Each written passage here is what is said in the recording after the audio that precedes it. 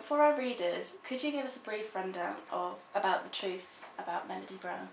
The truth about Melody Brown is about a girl, well in fact she's a woman when you first meet her, who goes to a stage hypnotist show with a date, and in the days following being hypnotised on stage keeps getting really intense, vivid flashbacks of a childhood that she's got no recollection of, because she actually lost all her memories of her childhood at the age of 9 in a house fire. And the story is just her investigating these clues that keep landing in her. It's a bit of a mystery in a way. She keeps getting these clues and she follows them and investigates them and basically finds out what her true childhood really was. I mean, from reading your previous novels and being a very avid and long-standing fan of yours, this one's very different from the last 5. Why did you do that? I mean, the romantic side's very much played down. It's soul-searching. That's right. I mean, in fact, I was trying to make more of a beefy storyline with the romance, and realised pretty early on that it wasn't going to be a romance novel, so I just pared it down completely to a date at the beginning and a date at the end, and that's really not the thrust of the book at all, because I definitely set out to write something that I hadn't written before. And in fact I'd been probably almost halfway through writing another book when I started writing it, which was very much in my usual sort of comfort zone of relationships and people living in London. And I wasn't really enjoying it, but I thought I'd keep going with it.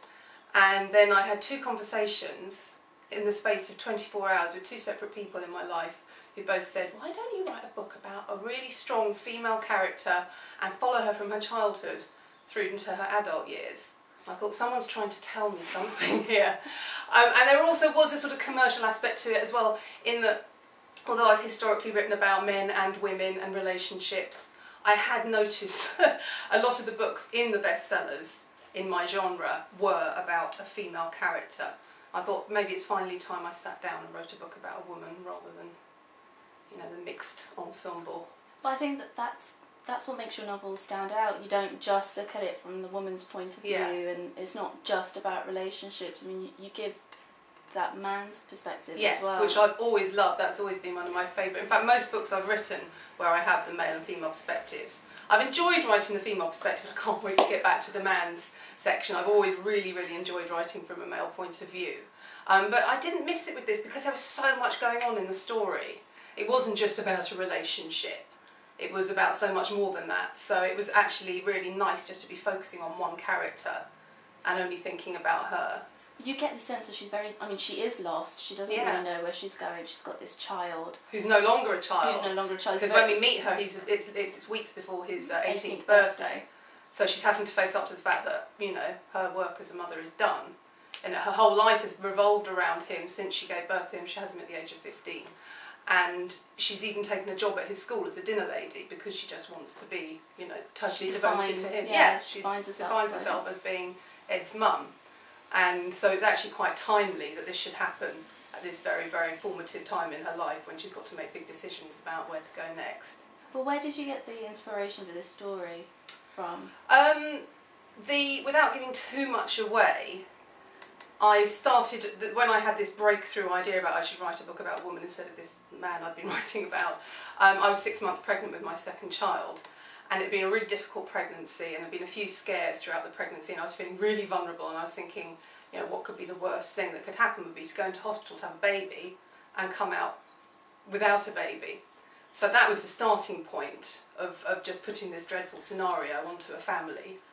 And then really, I was going to write it chronologically, so that you follow Melody from this terrible thing happening to her family all the way through to her becoming an adult.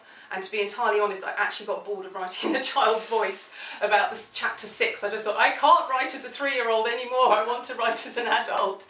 So that's when I set up this structure of seeing her as an adult and then going back and seeing her as a child. Do you think female protagonists, like strong female protagonists, are lacking in literature today?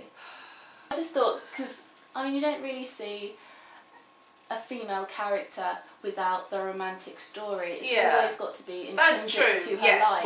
Whereas a lot of the great stories about men are just men. Revolve around completely different issues. Whereas the woman's always got to do something but it happens through a man. Yes. I mean, although this did kind of happen through a man, but she mostly Yeah, took but it on her own. That's exactly right. And because I had written it originally with he went down to the seaside without giving too much away. He went and helped her with all, and it just didn't work. I thought, back off, buddy, let her get on with it. You know, she's much better off doing this by herself. Yeah. So I just completely took him out of all those scenes, and it worked so much better with her just having this journey by herself. And I like at the end, without giving too much away, where she goes to with on her own as well. I wasn't sure after I'd written it if I'd succeeded in writing a strong female character, but now I've got a bit more space from it. I think she was. She is really strong. Yeah. I think that defines this novel from a lot of even novels I've read, where the romance is just it's just absent, and it's nice and it's refreshing in a way that she doesn't need to be defined by a man or by love. Which means mission accomplished, because that's exactly, those 2 conversations I had with 2 friends in one day, 18 months ago. That's exactly what they both said I should do. So, hurrah, I did it, God stop.